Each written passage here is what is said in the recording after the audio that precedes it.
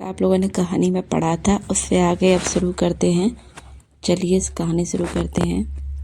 आज रिद्धि को हॉस्पिटल से घर लेके आने वाले थे। पूरे घर को बहुत अच्छे से सजाया गया था। बच्चे के वेलकम की तैयारियों को अच्छे से की गई थी। घर पर सब लोग बहुत खुश थे। आज रिदम और रिद्धि अपने बच्चों के साथ आ रहे थे। हॉस्पिटल में रिदम सारी फॉर्मेलिटी पूरी कर रहा था। लास्ट में डॉक्टरों से मिलकर डॉक्टरों ने सारी दवाई समझा दी थी। सारी बातें सुनकर रिदम डॉक्टर को थैंक्स बोलकर उसके केबिन से बाहर आ गया था। रिद्धि को कविता जी ने कपड़े पहनने के लिए दिए और बाकी का सामान बैग में डाल दिया। रिद्धि वॉशरूम जाकर अपने कपड़े चेंज करने चली गई और जल्दी ही चेंज करके आ गई थी। रिदम आया और रिद्धि को बोला, चलें अब। रिद्धि मुस्कुराकर बोली, हाँ। कविता जी ने और रिदम ने दोनों बच्चों को अपनी गोद में लिया और बच्चों के साथ आगे आने लगे। सामान जो भी था उसको आदित्य लेके आया। रिदम रिद्धि के साथ गाड़ी तक आया। कविता जी और रिदम दोनों बच्चों को लेके पीछे बैठ गए। रिद्धि आगे बैठ गई। आदित्य गाड़ी धीरे धीरे ड्राइव करके घर की ओर मोड़ देता है। थोड़ी देर के बाद सब लोग घर पहुंच जाते हैं। उनका बहुत अच्छे से वेलकम किया गया। सब लोग बच्चों के आने की खुशी में नाचने लगे थे। सबके चेहरे पे प्यारी सी मुस्कान आ गई थी। दादी जी ने और नीता जी ने दोनों ने बच्चों की नज़र उतारी। उसके बाद रिद्धि सहित बच्चों को रिद्धि के रूम में लेके आई। फाइनली रिद्धि अपने बच्चों के साथ अपने रूम में आ गई थी। सब लोग काफ़ी देर तक रिद्धि के पास बैठे रहे। फिर रिद्धि को आराम करने का बोलकर सब नीचे आ गए थे। रात हो गई थी तो सबने खाना खाया और रिद्धि के खाना उसके रूम में ही लेके कविता जी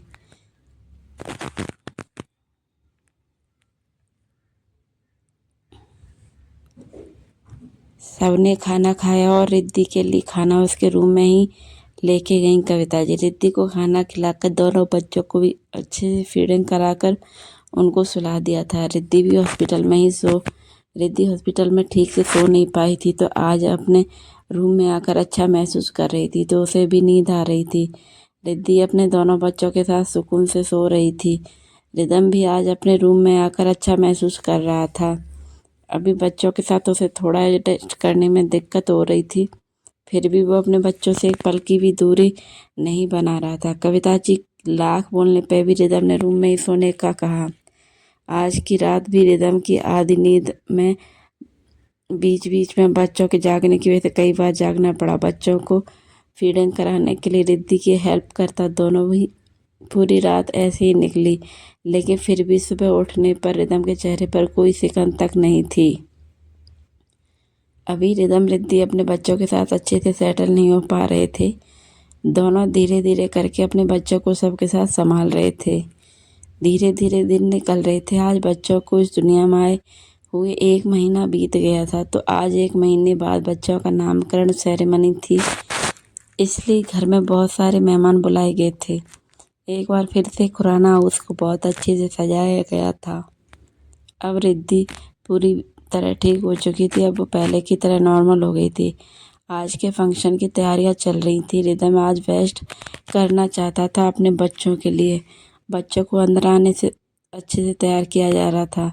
मेहमान भी आने लगे। रिद्धि तैयार हो रही थी और दोनों बच्चों को मौसी और बुआ मिलकर संभाल रही थी।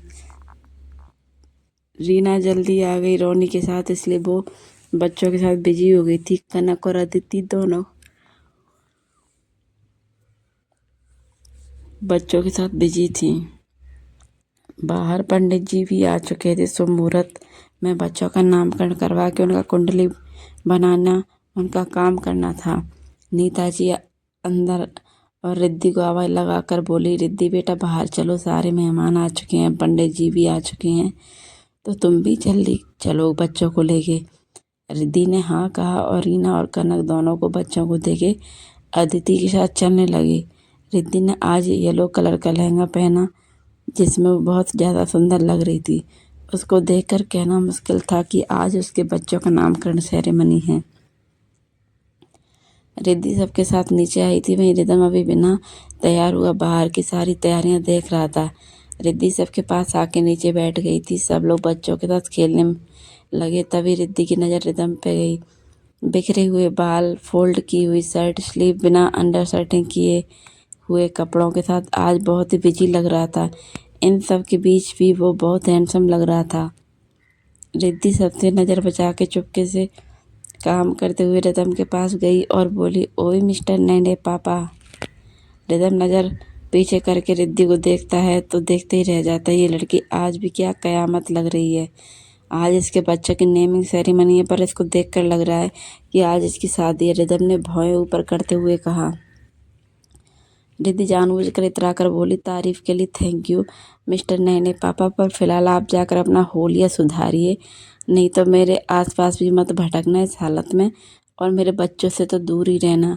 रिदम जोर से हंसकर बोला, मैडम आपके नखरे उठाने और अपने बच्चों के लिए ही तो ये रिदम खुराना अपने एटीट्यूड को पीछे छोड़कर एक आम पति और आम बाप की तरह आज अपने सारे काम कर रहा है। तुम आज इतना खुलकर मुस्कुरा रही हो, इसीलिए तो ये सब कर रहा हूँ।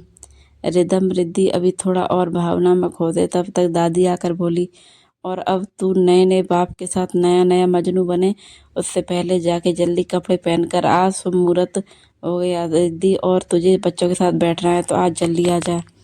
दादी की बात पे पहले तो रिदम मुस्कुराया, फिर बोला, जी दादी अभी आया, और इतना कह के वो अपने रूम में तैयार होने चला गया। रिद्धि दादी के साथ बच्चों के पास आ गई। रिद्धि दोनों बच्चों को लेके बैठ गई थी। थोड़ी देर के इंतजार के बाद रिदम आया। आज उसने फंक्शन के लिए light pink colour and white colour का कुर्ता पायजामा पहना था। रिदम भी बहुत हैंडसम लग रहा था। रिदम आया और आकर रिद्धि के बगल में बैठ गया। दोनों ने एक एक बच्चे को अपनी गोद में ले लिया। थोड़ी देर पूजा हुई। इसके बाद बच्चों के नामकरण के लिए दोनों के नाम के पहले वर्ड सजाए। लड़के का नाम रखा गया था अथर्व और लड़की का याशिका। दोनों के प्यारे से नाम उनके चाचा और बुआ ने रखे। बहुत प्यारे थे। सब लोगों ने नेमिंग सेरेमनी के बाद बच्चों को फिर से खिलाने के लिए अपने पास ले लिया। सब रिश्तेदार आए और बच्चों को निहार कर उनके खिलाकर अपना आशीर्वाद दे के सब जाने लगे। रिद्धि अभी मामी के साथ बैठी थी तो मामी बोली, बेटा रिद्धि अब तुझे ज़्यादा देर नहीं बैठना चाहिए, आराम करो, जाओ, और बच्चों को भी भूख लगी होगी, और अब हम भी जाते हैं, अब आगे आते जाते रहेंगे। रिद्धि मामी से प्यार से बोली, जो जी मामी। नेमिंग सेरेमनी अच्छे से हो गई थी। सब लोग बहुत खुश थे। दोनों बच्चे सभी लोगों से मिल लिए थे। आज पूरा दिन इसी तरह भागम भाग वाला रहा तो सभी लोग थक गए थे बहुत। फिर भी सब लोग सोने से पहले बच्चों से मिलना नहीं भूले। रिदम रिद्धि अब अपने रूम में बैठे थे दोनों बच्चों के साथ। दोनों बच्चे रिदम रिद्धि के बीच में सो रहे थे। दोनों ही सोते हुए बहुत प्यारे लग रहे थे। दोनों को अपने बच्चों पे बहुत प्यार आ रहा था। रिदम मुस्कुराकर रिद्धि से बोला, देख रही हो रिद्धि, टाइम कैसे आगे बढ़ जाता है। एक टाइम था जब हम दोनों एक दूसरे के प्यार से अनजान थे, फिर दोनों ही जाने अनजाने में एक बंधन में बंध गए। उसके बाद कैसे हमारे बीच नफरत आ गई, जो धीरे धीरे तुम्हारे बर्ताव और तुम्हारे प्यार ने ये नफरत की झूठी दीवार गिरा दी थी। और उसी नफरत रूपी दीवार को गिराकर ये हमारे नन्हे मुन्ने हमारी दुनिया में आए, और आज देखो इन दोनों ने कैसे हमारी खुशियाँ बढ़ा दी। आज मैं बहुत खुश हूँ। रिद्धि मुस्कुराकर के हाथ पर अपना हाथ रखकर प्रेम से और स्नेह से बोली, मैं भी बहुत खुश हूँ। सच में सोचा नहीं था जो लड़की शुरू से खुशियों की मोहताज रही थी उसको एक दिन इतनी भी खुशियाँ मिल जाएंगी। मेरा तो पूरा जीवन ही बदल गया। रिदम आपके साथ इस शादी में जुड़कर, उसके बाद आपके साथ आगे बढ़कर, आपके बच्चों को जन्म देकर आज सच में मेरी खुशी कितनी है मैं बता नहीं सकती। रिद्धि और रिदम दोनों ही आज दिल से खुश थे, और बात करते करते दोनों कब सो गए उनको पता ही नहीं चला। जब नींद खुली तो दोनों बच्चे भूखे रो रहे थे। रिद्धि ने दोनों बच्चों को बारी बारी से फीडिंग कराई और वापस उनको सुला दिया। आज का पार्ट यही ख़त्म होता है। अब कहानी आगे जल्दी ही ख़त्म हो जाएगी, तो प्लीज़ कहानी को अच्छे से कमेंट करो यार, और वीडियो को शेयर करो। वीडियो को लाइक करना तो बिल्कुल ना भूलिए, और आप लोग जितना ज़्यादा शेयर करोगे मुझे उतना ज़्यादा अच्छा लगेगा। तो प्लीज़ आप लोग मेरे वीडियो को शेयर कीजिए। वीडियो पर कमेंट करना तो बिल्कुल ना भूलिए। मिलती हूँ आपसे नेक्स्ट पार्ट में।